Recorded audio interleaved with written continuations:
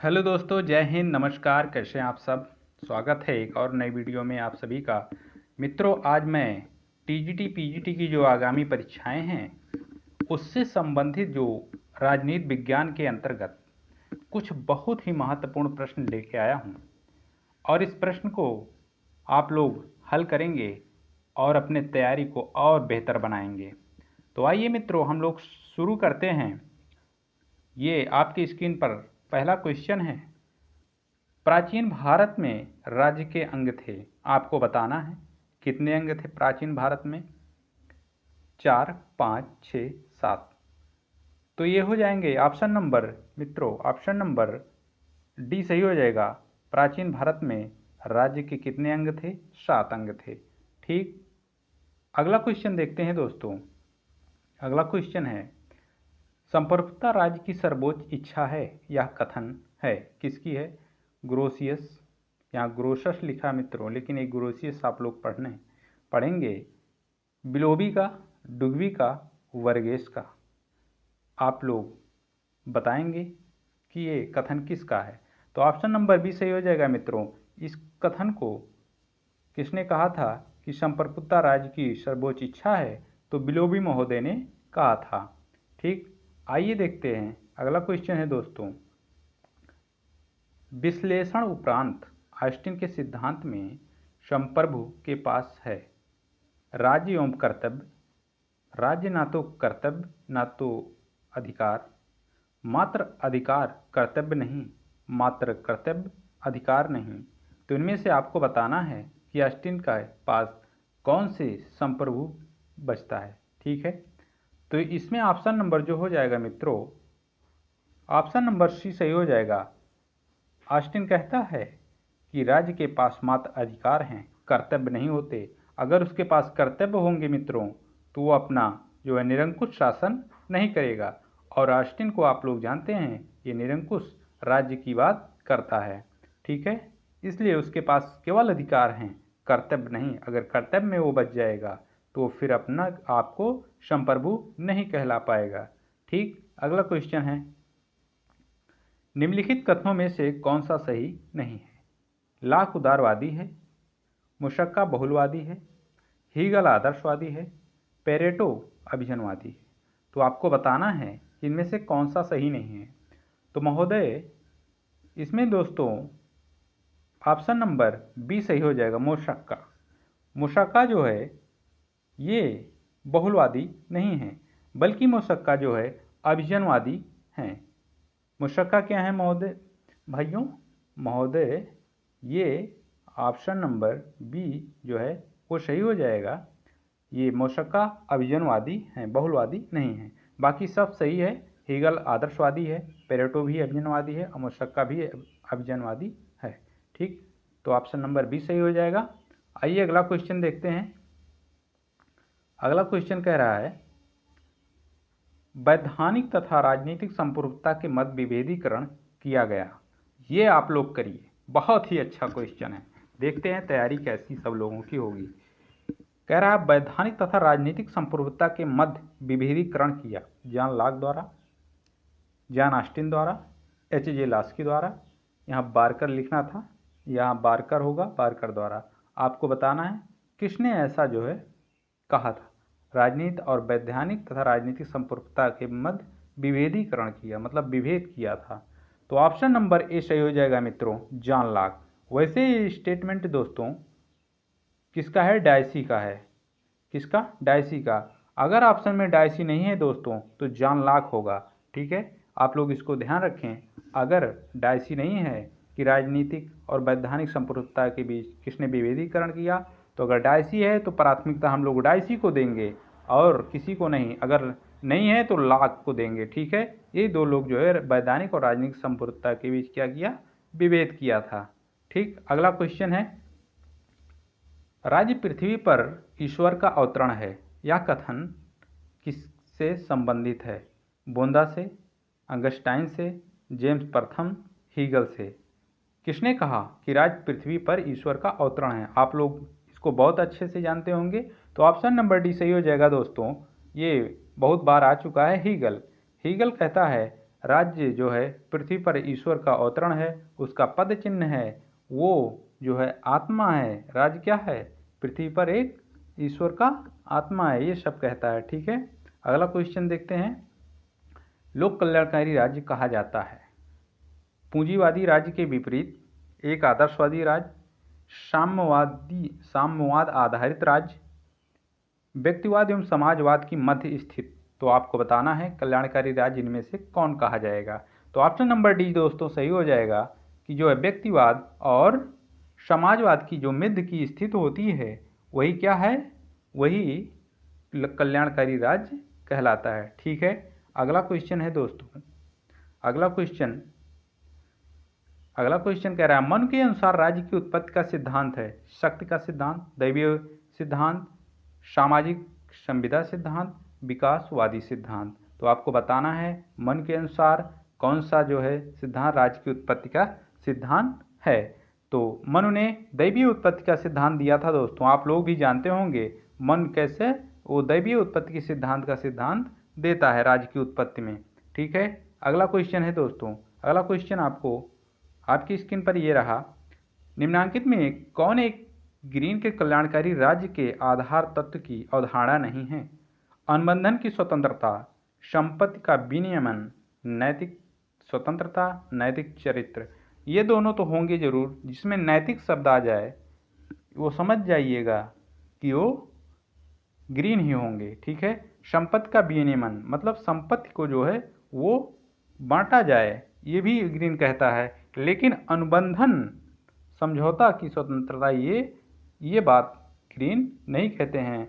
तो option number A सही हो जाएगा दोस्तों, अनुबंधन नहीं होगा। ठीक, अगला क्वेश्चन देखते हैं मित्रों, अगला क्वेश्चन आपकी स्क्रीन पर ये रहा। किसने कहा कि राज्य की उत्पत्ति जीवन की मूलभूत आवश्यकताओं के कारण हुई है और उसका अस्तित्व सदजीवन की सिद्धि के लिए बना रहता है?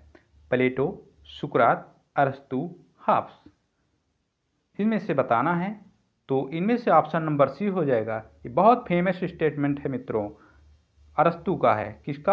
अरस्तु महोदय ने कहा कि वो राज्य जो है वो जीवन के अस्तित्व में आया और जीवन के सदजीवन के लिए भी उसका अस्तित्व बना रहेगा। ठीक, शब्दों को सिर्फ घुमाए थोड़ा बहुत डिफरेंट ये दे देते हैं। ठीक है, अगला क्वेश्चन देखते हैं, आपकी स्क्रीन पर ये रहा। कह रहा है निम्नलिखित कथनों में से कौन सा सही नहीं है?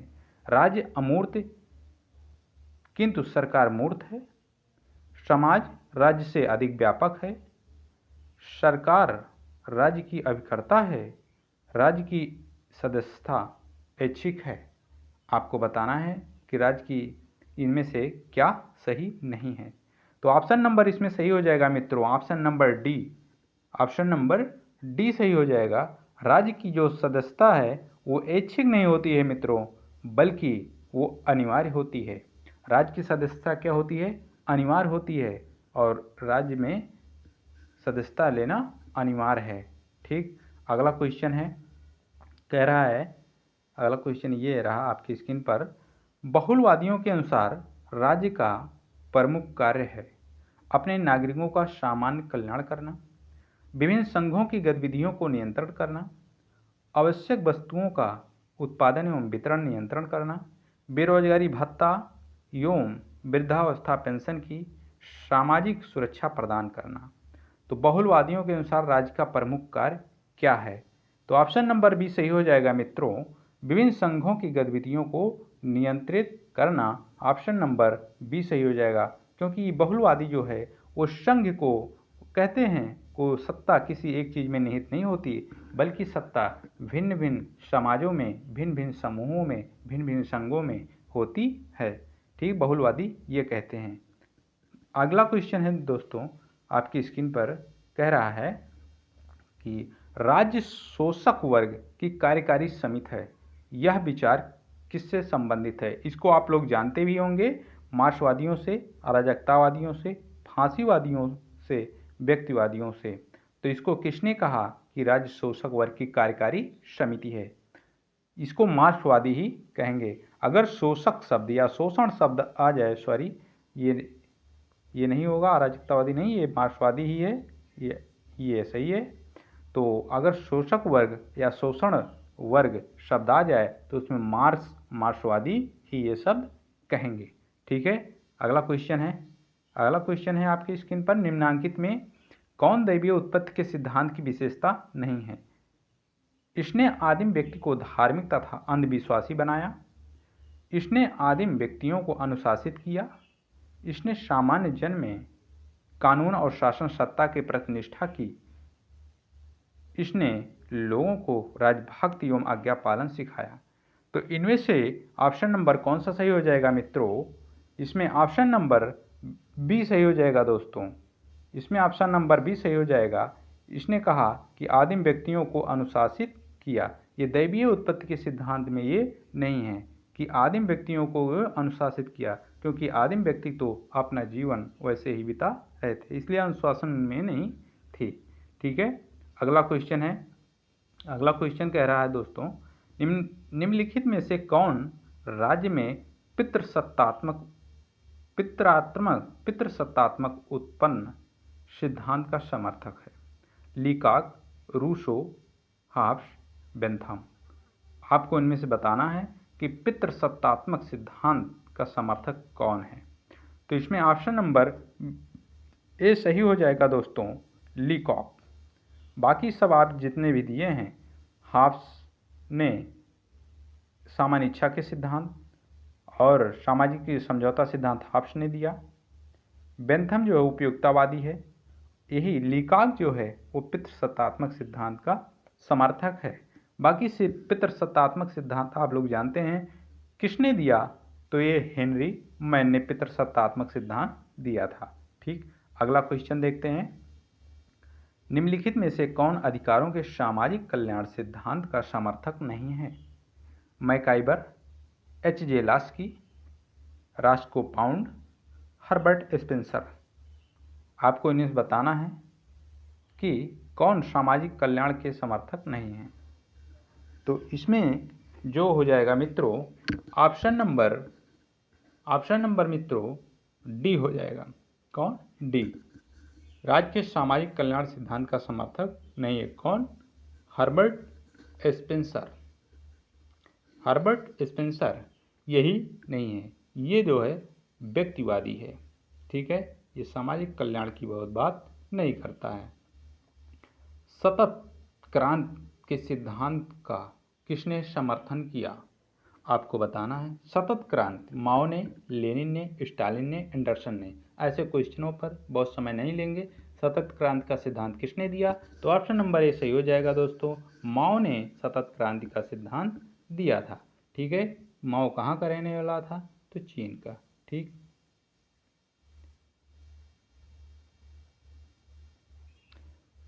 यह किसने कहा कि लोकतंत्र वह शासन है जिसमें प्रत्येक के पास एक अवसर होता है और उसे यह विदित होता है कि यह उसके पास है?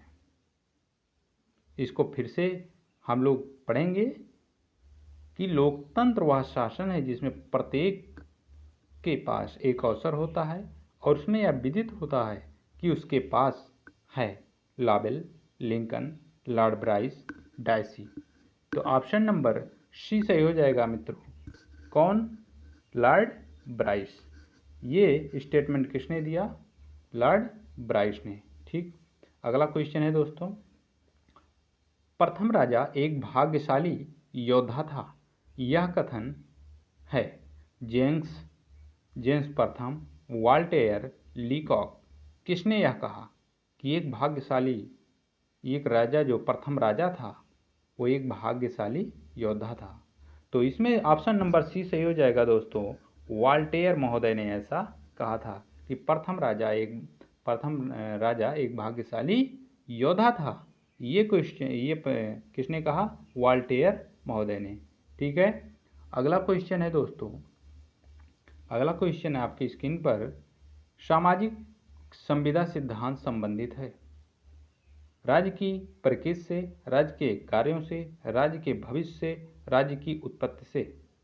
सामाजिक संविदा सिद्धांत संबंधित है किससे? आपको बताना है इनमें से किससे संबंधित है। ऑप्शन नंबर डी सही हो जाएगा मित्रों। आप सब इसको जानते हैं कि सामाजिक समझौता सिद्धांत राज्य की उत्पत्ति से है। ठीक, अगला क्वेश्चन देखते हैं। निम्नलिखित विचारकों में किसका सुझाव है कि संपत्ति का अधिकार जीवन तथा स्वतंत्रता का आधार है? Thomas Hobbes, John Locke, Rousseau, T H. Green. ये बात किसने कही थी कि संपत्ति जीवन स्वतंत्रता का आधार है? तो ऑप्शन नंबर बी सही हो जाएगा दोस्तों।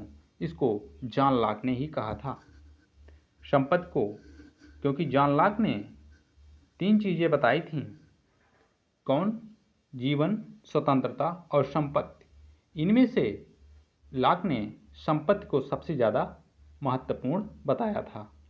ठीक, अगला क्वेश्चन देखते हैं। एक संतुष्ट शूकर की अपेक्षा एक असंतुष्ट मनुष्य श्रेयस्कर है। यह उक्ति किसकी है? मतलब यह वक्तव्य, यह स्टेटमेंट किसने दिया कि एक संतुष्ट शूकर की अपेक्षा एक असंतुष्ट मनुष्य श्रेयस्कर है? या यहाँ लिखा जाता, यहाँ एक चीज़ और हो सकता है कि एक संतुष्ट शूकर की अपेक्षा एक असंतुष्ट सुकरात भी लिखा जाता है। ठीक है, लेकिन शब्दों को घुमाएगा मित्रों। आप लोग अपने सिद्धांत पे अडिग रहिएगा, हटिएगा नहीं। ये सिद्धांत किसने दिया था? आप लोगों ने भी जान रहे हैं आप लोग। ये कौन सा किसका स्टेटमेंट है? ये जे.एस. मिल का स्टेटमेंट है।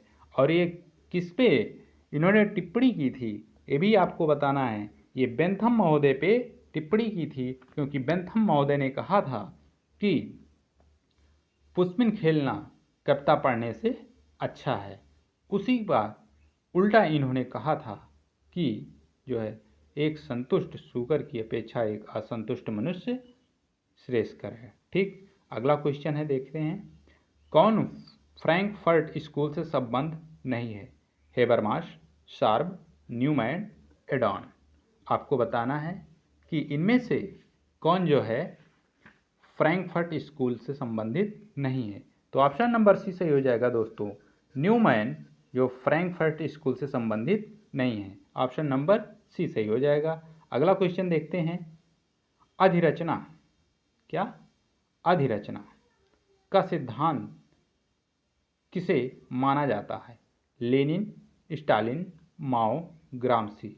तो आपको बताना है कि अधिरचना का सिद्धांत किसने दिया था? तो ऑप्शन नंबर डी सही हो जाएगा मित्रों। इसे ग्रामसी ने ही अधिरचना का सिद्धांत दिया था। अधिरचना का सिद्धांत किसने दिया था दोस्तों? तो ग्रामसी ने अधिरचना का सिद्धांत दिया था। ठीक, अगला क्वेश्चन है। कौटिल्य समर्थक था निरंकुश तानाशाही का, लोकतांत्रिक राज्य का, कल्याणकारी राज्य का, समाजवादी राज्य का। तो आपको बताना है कि कौटिल्य इनमें से किसका समर्थक था। तो कौटिल्य जो था महोदय भैया, वो किसका समर्थक था? वो कल्याणकारी राज्य का समर्थक था। कौन? कौटिल्य। ठीक है, अगला क्वेश्चन है। अगर कहीं पूछ ले, अगर ऑप्शन में समझौता सिद्धांत दिया रहे तो भी सही होगा। कौटिल्य समझौता सिद्धांत को भी मानता है, ठीक है, लेकिन यहाँ कल्याणकारी राज्य को भी ये समर्थन करता है। अगला क्वेश्चन है। यद भाव्यम नीति संबंधित है। यद भाव्यम नीति संबंधित है आदर्शवाद से, व्यक्तिवाद से, मार्क्सवाद से, समाजवाद से। आपको बताना है कि यद भाव्यम नीति किससे संबंधित है। शब्दों को आप समझेंगे तो आसानी से निकाल लेंगे। तो यद भाव्यम, मुझे आशा है कि आप लोग समझ गए होंगे। यद भाव्यम किससे संबंधित है? व्यक्तिवाद से। व्यक्तिवाद से संबंधित है यद भाव्यम नीति, ठीक है। या हस्तक्षेप की नीति किससे संबंधित है? व्यक्तिवाद से। अगला क्वेश्चन है। वैज्ञानिक समाजवाद का जनक किसे माना जाता है? यह क्वेश्चन बहुत बार पूछा जा चुका है। वैज्ञानिक समाजवाद का जनक किसे माना जाता है? Owen, Webb, Marsh, Engels. यहाँ एंजल्स रहना चाहिए दोस्तों, यहाँ एंजल्स रहना चाहिए, यहाँ एंजल्स, ठीक है। किसने कहा था? तो ऑप्शन नंबर सी सही हो जाएगा, मार्श।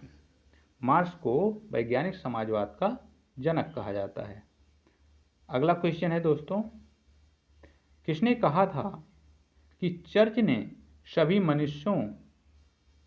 चर्च ने सभी मनुष्यों की समानता को स्वीकृति प्रदान की है, किंतु एक समानता स्वर्ग में ही प्राप्त होगी। ठीक, लेनिन ने कहा, डनहम ने कहा, लीकॉक ने कहा, टानी ने कहा। आपको बताना है इनमें से ये स्टेटमेंट किसका है। तो ये स्टेटमेंट है दोस्तों, ऑप्शन नंबर सी सही हो जाएगा। किसने कहा? लीकॉक ने कहा था। ठीक है, ऑप्शन नंबर सी सही हो जाएगा। लीकॉक ने ये कहा था कि चर्च ने सभी मनुष्यों की समानता को स्वीकृति प्रदान की, किंतु यह समानता स्वर्ग में ही प्राप्त होगी, ये लीकॉक महोदय कहते हैं। अगला क्वेश्चन है, संपत्ति चोरी का धन है, यह किसका कथन है? Engels, Proudhon, Marx, Lenin. तो ऑप्शन नंबर बी सही हो जाएगा। इसको आप लोग जान रहे होंगे, ऑप्शन नंबर बी प्रोंधा का ये कथन है कि संपत्ति क्या है? चोरी है। प्रोंधा ने ये कहा था। फिर अगला क्वेश्चन आपकी स्क्रीन पर है दोस्तों, निम्नलिखित में कौन राज्य एवं समुदाय में भेद नहीं करता? Hobbes, Locke, Rousseau, MacIver. निम्नलिखित कौन राज्य एवं समुदाय में भेद नहीं करता? Hobbes, Locke, Rousseau, MacIver. तो इनमें कौन ऐसा है कि जो है राज्य एवं समुदाय में भेद नहीं करता? ऑप्शन नंबर ए सही हो जाएगा, हाब्स। हाब्स जो है वो राज्य और समुदाय में भेद नहीं करता है, बल्कि वो निरंकुश शासन की बात करता है। ठीक है, तो बस आज के लिए इतना ही दोस्तों। बस ये 30 ही क्वेश्चन थे। वीडियो कैसा लगा आप लोग ज़रूर बताएं और अच्छे से अपनी तैयारी करें। मिलता हूँ किसी और नए वीडियो के साथ। तब तक आप लोग पढ़ते रहिए और मस्त से अपनी तैयारी को अंजाम देते रहिए। तब तक के लिए सभी को जय हिंद, नमस्कार।